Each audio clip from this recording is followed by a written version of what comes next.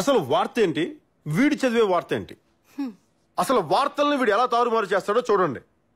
వార్త: మనం దెబ్బ కొట్టాల్సింది కుంభస్థలం మీద కొట్టాలి. కొడితే తెలుగుదేశం కుంభస్థలం మీద కొడితే బద్దలై కింద మోకాళ్ళ మీద కూర్చోవాలి, తల వంచాలి తెలుగుదేశం పార్టీ. వీడి చదివే వార్త ఏంటి? ఇప్పుడు తాజాగా వినిపిస్తున్నటువంటి ప్రచారం ప్రకారం తెలుగుదేశం పార్టీ జనసేనతో కలిసి పనిచేస్తుంది. ఆ రెండు పార్టీలు వచ్చే ఎన్నికల్లో పోటీ చేస్తాయనేటువంటి ప్రచారం జరుగుతోంది. పవన్ కళ్యాణ్ మనసు మార్చుకుని టీడీపీతో కలిసి పనిచేయడానికి సిద్ధమవుతున్నారా? అది సాధ్యమయ్యేటువంటి పని అని ఇప్పుడు ఉన్నటువంటి పరిస్థితి. పవన్ కళ్యాణ్ గురించి నీకెందుకురా? అసలు పవన్ కళ్యాణ్ గారు కొంచెం తెక్కెక్కువ. ఏ గన్నో తీసుకొచ్చి నడి రోడ్లో కాల్చిపాటు తప్పితే దిక్కు లేకుండా చస్తావు.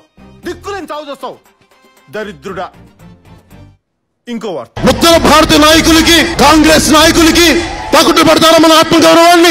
ఈ పౌరుషులు లేని తెలుగుదేశం పార్టీ వల్ల మన ఆత్మగౌరవాన్ని దెబ్బతింది. అందుకని తెలుగుదేశం పార్టీని సమూలంగా ఆంధ్రప్రదేశ్ నుంచి తన్ని తరవేద్దాం తెలుగుదేశం పార్టీని. వీడి చదివే వార్త ఏంటి? వచ్చే ఎన్నికల్లో జనసేన టీడీపీ కలిసి ముందుకు వెళతాయా? ఆ దిశగా ప్రయత్నాలు సాగుతున్నాయా? ప్రస్తుతం ఏపీ పొలిటికల్ సర్కిల్స్ లో ఇదే హాట్ టాపిక్ గా మారింది.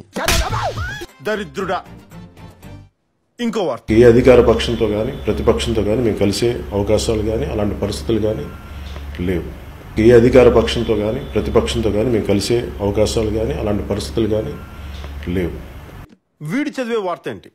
జనసేన అధినేత పవన్ కళ్యాణ్ రాజకీయం ఇటీవలి కాలంలో మారిపోయింది.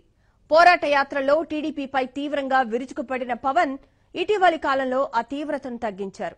దీంతో ఏపీ రాజకీయాల్లో మళ్లీ కొత్త ఈక్వేషన్లు వస్తాయా అనే చర్చ ఊపందుకుంటోంది. ఈశ్వరుడు నోరిచ్చాడు కదా అని చెప్పి ఇష్టం వచ్చినట్టు వాగేయడమే. ఏ విషయానైనా ప్లెయిన్ గా చెప్తే చూస్తారో ఎదవలో ఛానల్ మార్చేస్తారు.